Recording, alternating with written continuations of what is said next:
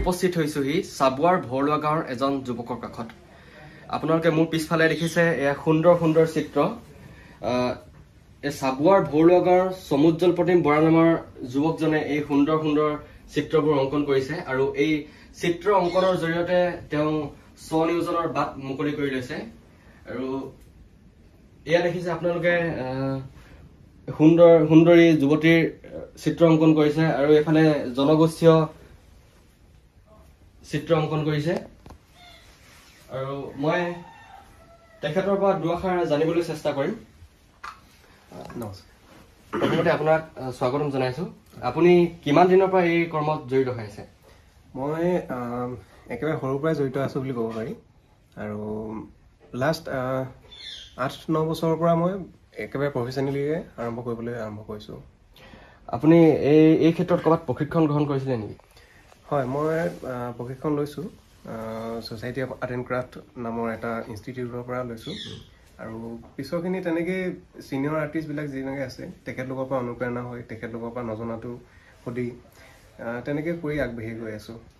ইয়াত দেখিছোঁ আপুনি এতিয়া সুন্দৰ সুন্দৰ চিত্ৰ অংকন কৰিছে। ইয়াৰ লগতে আপুনি কেনেকুৱা ধৰণৰ কি কৰে? মই ইয়াৰ লগত জড়িত গোটেইখিনি কামেই কৰোঁ। আৰু যিখিনি আমাৰ স্কাল্পটিং হয়, যেনেকৈ ভাস্কৰ্য শিল্পী মূৰ্তি যিবিলাক বনায়, ধৰি লওক মানে গোটেইবিলাকে কৰোঁ। ইয়াৰ বিষয়ে যিবিলাক আছে ক্ৰাফ্টৰ পৰা আদি কৰি গেটৰ ডিজাইন কিবা কিবি মানে যিমানখিনি আছে ইয়াৰ বিষয়ে জড়িত আৰ্ট এণ্ড ক্ৰাফ্টৰ লগত গোটেইখিনিৰ লগতে মই বৰ্তমান কাম কৰি আছোঁ। এই ক্ষেত্ৰত আপুনি এতিয়া এই চিত্ৰ অংকনটো আপুনি ঘৰতে কৰেনে নে আৰু ক'ৰবাত আপোনাৰ নিজা বেলেগ স্থান আছে? বৰ্তমান মই ঘৰৰ পৰাই কামখিনি কৰি আছোঁ। তাৰপিছত বাহিৰত কাম অনবৰতে চলি থাকে। বিশেষকৈ আমাৰ যিটো চাবুৱাৰ বায়ুসেনা চাউনি আছে তাতে মোৰ মানে কাম অনবৰতে চলিয়ে থাকে তাতে। তাৰপিছত বাহিৰৰ যিখিনি আমাৰ স্কুলবিলাকেই হওক বা বেলেগ বেলেগ কিছুমান বিশেষ স্থানত আজিকালি পেইণ্টিংবিলাক কৰা হয়, সেইবিলাকতো মানে কামবিলাক হৈ থাকে অনবৰতে। আপুনি এনেকুৱা ক'ৰবাত চিত্ৰ প্ৰদৰ্শনী কৰিছে নেকি? চিত্ৰ প্ৰদৰ্শনী মোৰ প্ৰায় হৈ থাকে।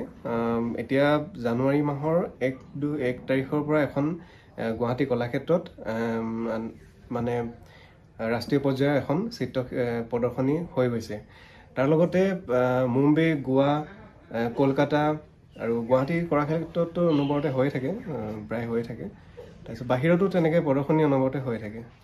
আপুনি এতিয়া এই চিত্ৰ অংকনৰ জৰিয়তে নিজৰ স্বনিয়োজনৰ বাট মুকলি কৰি লৈছে? হয়, মোৰ এতিয়া বৰ্তমান কামেই এইটো আৰু এইটোৰ লগতে জড়িত হৈ আছোঁ। এইটোৰ লগতে মানে সম্পূৰ্ণভাৱে মানে ইয়াৰ লগতে জড়িত হৈ আছোঁ।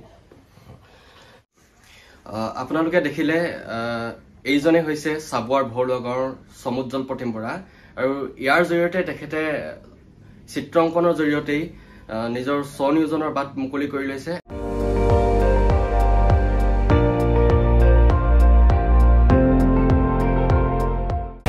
আপুনি চাই আছে ND24, সৰ্বশ্ৰেষ্ঠ নহয় সৰ্বোত্তমৰ দৌৰ।